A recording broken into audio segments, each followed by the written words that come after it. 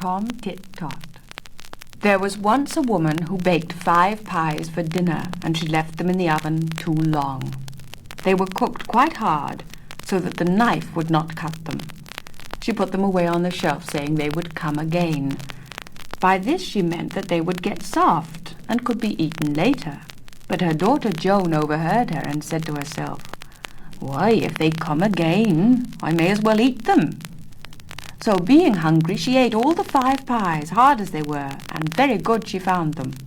When supper time came, her mother said, "Joan, go and fetch 2 or 3 of those pies." Joan went to the larder and looked on the shelf, but of course they were not there. "They haven't come again yet," said she to her mother, "so you can't have them." "Not come yet," said her mother. "Fetch one of them and let's have a look." "I can't fetch one," said Joan, "for not even one of them has come again. I ate them all, and I ought to know." "You've eaten all the 5 pies?" asked her mother in surprise. "What a wonderful fine appetite you have, to be sure." As there were no pies for supper, she went and sat in the doorway and began spinning. And as she spun, she sang to herself, and this is what she sang. "My daughter has eaten 5 pies today." Now it happened that the king was passing down the street at that moment, and he heard the woman singing, so he said, "What song is that you are singing, ma'am?" The woman didn't like to tell the king the real words, because she didn't want him to think her daughter was greedy, so she changed the words. "My daughter has spun 5 skeins today. Those are the words I was singing, Your Majesty." With that the woman rose from her stool and made the king a curtsy. "Indeed," said the king, "what a wonderful spinner your daughter is. I should like to see her." The woman brought out her daughter, and the king said, "It happens that I'm looking for a wife. You seem a likely girl, as well as a wonderful spinner. How would you like to marry me and be queen?" "I should like it very much, Your Majesty," said Joan, and made a deep curtsy.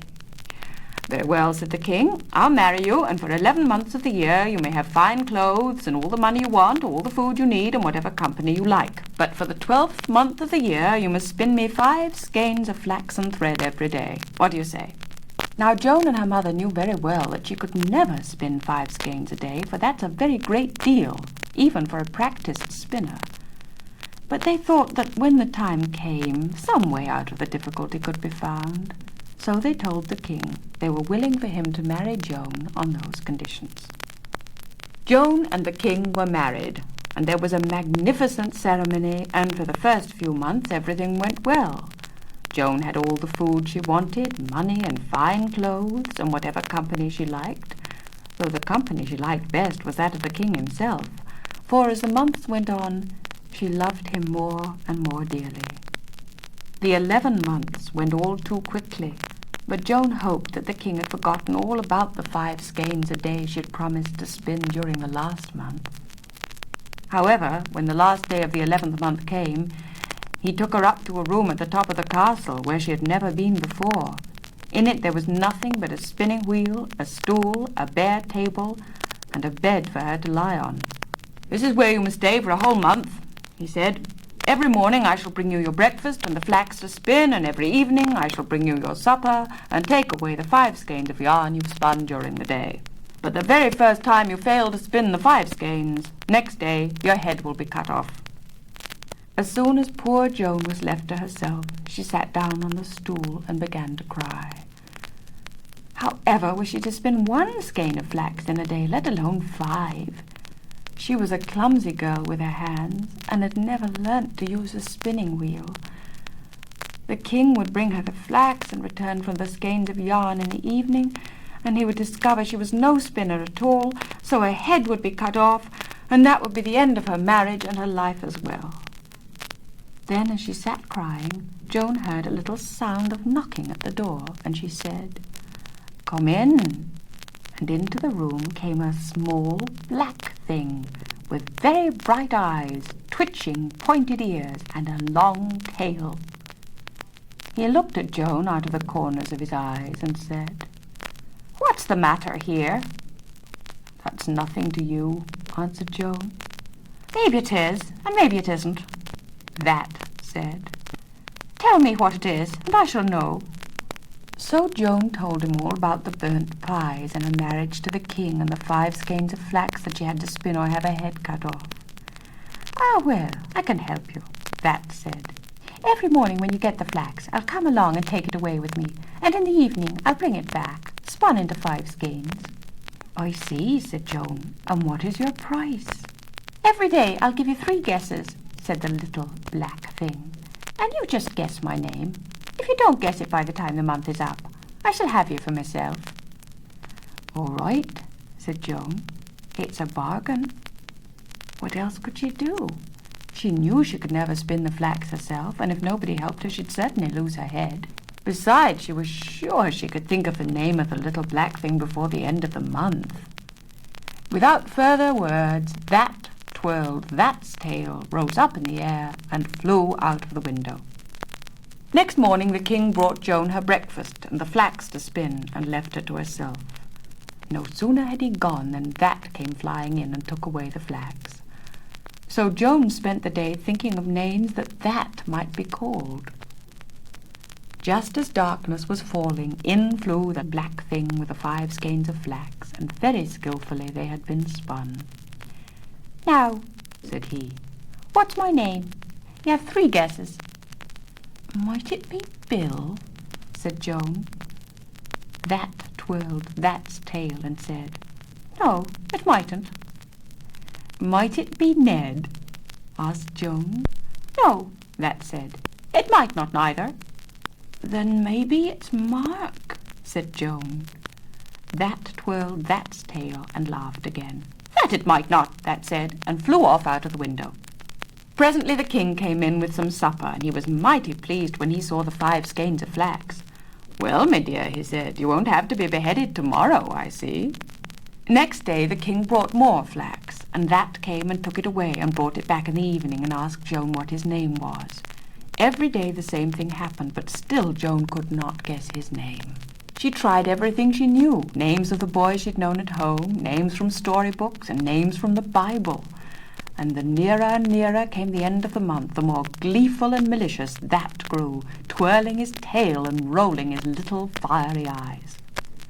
On the last day but one he brought the finished skeins as usual, and as usual he said, "What's my name?" "Happen it's Nicodemus," said Joan. "Happen it's not, then," said the little imp, laughing spitefully. "What next?"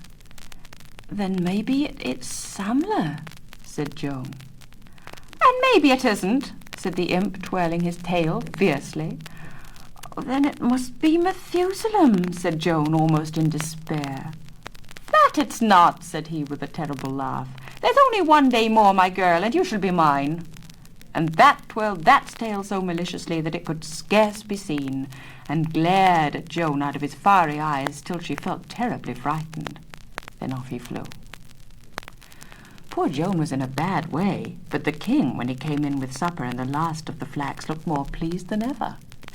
"I don't doubt, my dear," he said, "that you'll spin the 5 skeins tomorrow, just as you've spun them every day before. So, to show how happy I am that your life will be spared, I've brought my own supper, and will sit down and eat it with you." Never a word said Joan about the little black imp, and together they ate their supper. Hardly had the king eaten a mouthful when he burst out laughing. "What is there to be so happy about?" asked Joan. "Why, my dear," answered the king, "I almost forgot to tell you. The funniest thing happened today when I was out hunting. We got to the edge of a wood, and down at the bottom of an old chalk pit was sitting a little black creature with a twirling tail. He was sitting on a stool, spinning away at a small spinning wheel. It was turning away as fast, and as it turned, the black creature sang. This is what it sang, and I can't make head nor tail of it. Nimmy, nimmy, not, my name is Tom Tit Tot. Now, what do you make of that, my dear?" Joan's heart was leaping for joy, but she said nothing. When the king was gone, she repeated the rhyme to herself over and over again to make sure she remembered it right, and after that she fell asleep. Next evening That brought back the finished skeins just as before, and this time he was looking more crafty and gleeful than ever. He gave her the skeins and asked, That's me name. Joan pretended to be frightened.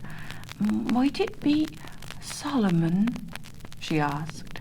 Try again, shouted the imp, grinning horribly and coming farther into the room. Joan hesitated and paused as if she were thinking desperately.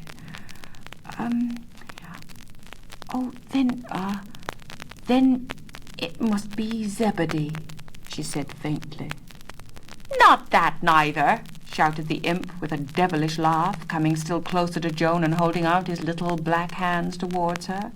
One more guess, my little one, and then you're mine. Joan shrank back into a corner of the room as if she were dreadfully frightened, and at last she pointed a finger at the little black demon and said with a joyful laugh, Nimmy, nimmy, not. Your name is Tom Tit Tot. Instantly there was a flash of lightning, a clap of thunder. Tom Tit Tot gave a great cry, twirled his tail in spite and anger, and flew out of the window, his eyes blazing like coals of fire. And that was the end of that. But Joan never saw him again. When the king came in, he brought Joan no supper. Instead, he took one look at the 5 finished skeins and led Joan downstairs to feast with him in his own hall.